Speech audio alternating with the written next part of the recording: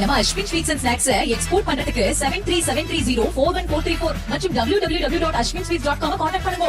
அண்மையில் தமிழகம் முழுவதும் நடைபெற்ற 2ஆம் நிலை காவலர் தேர்வில் பெரிய அளவில் முறைகேடுகள் நடந்திருப்பதாக பகிரங்கமாக குற்றச்சாட்டு எழுந்துள்ளது. தேர்வு மையத்திற்குள் செல்போன் கொண்டு சென்று பார்த்து எழுதியதாக கூறப்படும் நிலையில் தேர்வு முறைகேட்டுக்கு பின்னணியில் பெரிய சிண்டிகேட் கூட்டமே செயல்பட்டு வருவதாக கூறப்படுவது குறித்து விவரிக்கிறது இந்த செய்தி தொகுப்பு. செல்போன் மாணவர்கள் உள்ள கொண்டு போய் கொஸ்டின் பேப்பரை போட்டோ எடுத்து வெளியே அனுப்பி ஆன்சர் வாங்கியிருக்கிறாங்க. இன்விஜிலேட்டராக வரக்கூடிய காவலர்கள் அவருடைய நெருங்கிய தோழர்களா இருப்பாங்க அல்லது பேட்ச்மெண்டா இருப்பாங்க. அவர்களை இதுபோல சட்டவிரோத செயல்களுக்கு அவர்கள் பயன்படுத்துகிறார்கள். தமிழகம் முழுவதும் 2ஆம் நிலை காவலர் தேர்வு சீருடை பணியாளர் தேர்வாணையம் மூலம் நடத்தப்படுகிறது. காவல்துறை, சிறைத்துறை மற்றும் தீயணைப்பு துறையில் காலியாக இருக்கும் பணியிடங்களை நிரப்ப நடத்தப்படும் 2ஆம் நிலை காவலர் தேர்வு கடந்த நவம்பர் 9ஆம் தேதி நடந்து முடிந்தது. மொத்தம் 3665 பணியிடங்களுக்கு நடந்த தேர்வுக்காக 2.5 லட்சம் பேர் விண்ணப்பித்திருந்த நிலையில் மாநிலம் முழுவதும் 45 மையங்களில் தேர்வு நடைபெற்றது.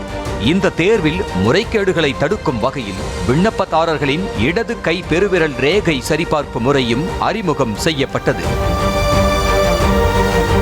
ஆனாலும் கூட பல தேர்வு மையங்களில் முறைகேடுகள் நடந்திருப்பதாக பகிரங்கமாக குற்றச்சாட்டு எழுந்துள்ளது. குறிப்பாக தென்காசி மாவட்டம் பாரத் மாண்டிசோரி பள்ளியில் போட்டிருந்த மையத்தில் தேர்வு எழுதியவர்கள் செல்போனை கையில் எடுத்துச் சென்று தேர்வு எழுதியதாக சொல்லப்படுகிறது. தேர்வர்கள் ஸ்கேன் செய்யப்பட்டுதான் தேர்வு அறைக்குள் அனுப்பப்படுவார்கள் என்ற நிலையில் அதையும் மீறி செல்போன் கொண்டு செல்லப்பட்டு வினாத்தாளை புகைப்படம் எடுத்து அனுப்பி வைத்து வெளியிலிருந்து பதிலை வாங்கி பார்த்து எழுதுவதாக கூறப்படுகிறது. தென்காசி மட்டுமின்றி இதே மாதிரி பல தேர்வு மையங்களில் செல்போனை எடுத்துச் சென்று பார்த்தே தேர்வு எழுதியதாக சொல்கிறார்கள்.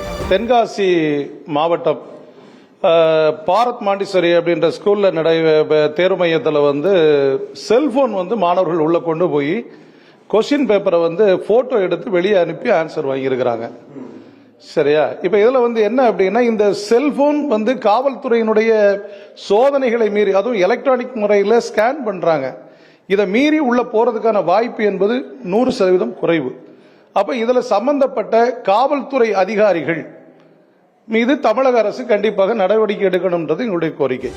போலீஸ் வேலைக்காக எத்தனையோ லட்சம் பேர் உடலை கட்டுக்கோப்பாக வைத்து கனவுகளை சுமந்து காத்திருக்கும் நிலையில் இப்படி குறுக்கு வழியில் தேர்ச்சி பெற்று வேலையை விலைக்கு வாங்கி வருவதாக குற்றம் சாட்டப்படுகிறது.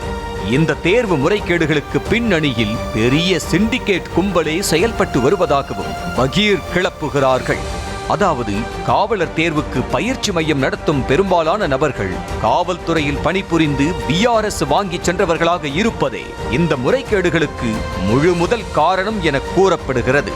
காவல்துறைக்குள் வேலைக்கு வந்துவிட்டு உயரதிகாரிகளுடன் பழக்க வழக்கத்தை ஏற்படுத்தி கொண்டு பின்னர் BRS வாங்கிவிட்டு பயிற்சி மையம் தொடங்கி விடுவதாக சொல்லப்படுகிறது.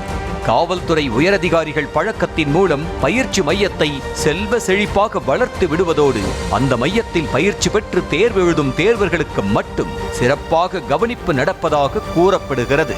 முன்கூட்டியே வினாத்தாளை லீக் செய்வது, அப்படி இல்லை என்றால் தேர்வறைக்குள்ளேயே செல்போனை பயன்படுத்தி தேர்வு எழுத அனுமதிப்பதாக சொல்லப்படுகிறது. இப்ப பயிற்சி மையங்கள் நடத்தக்கூடியவர்கள் நிறைய பேர் காவல்துறை பணிகளில் இருந்துட்டு அதை ரிசைன் பண்ணிட்டு நடத்தக்கூடியவங்க சிலர் இருக்கிறாங்க. சில பேர் பணியில் இருந்து கொண்டே பயிற்சி மையம் நடத்தக்கூடியவர்கள் நிறைய இன்னைக்கு தமிழக காவல்துறையில் இருக்கிறாங்க.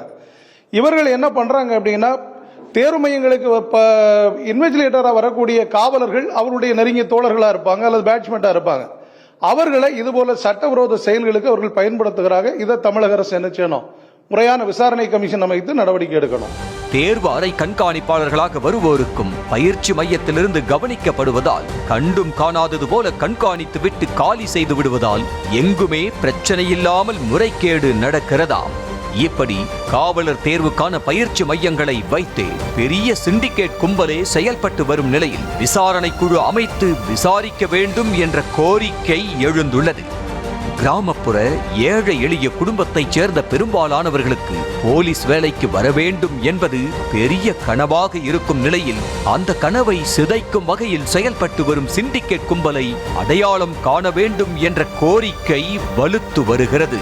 தேர்வு நடைபெறுகிற இடங்களுக்கு முறையான பார்வையாளர்கள், அவர்கள் ஏற்கனவே லஞ்ச லாவணியங்களில் ஆட்பட்டவர்களா என்பதை தமிழக அரசு பரிசோதிக்க வேண்டும். முதலாவதாக. இரண்டாவதாக, தேர்வு மையங்களில் தேர்வு எழுதுகிறவர்கள் மாணவர்களும் அரசுக்கு முழுமையான நேர்மையான முறையில் இந்த தேர்வு எழுத வரணும் அப்படின்ற ஒரு நம்பிக்கையோட என்ன செய்யணும், வரணும். ஏன்னா ஒரு தேர்வர் வருகிற பொழுதே ஒரு சட்டவிரோத செயலில் ஈடுபட்டால் இவர்கள் நாளைக்கு அரசு பணிக்கு வந்தால் கண்டிப்பாக இவர்கள் கையில் என்ன செய்ய முடியாது, இந்த பணியை கொடுக்க முடியாது. ஏன்னா முழுவதும் லஞ்சமாக மாறிவிடும். நம்ம Ashwin sweets and snacks export பண்றதுக்கு 7373041434 மற்றும் www.ashwinsweets.com கான்டாக்ட் பண்ணுங்க.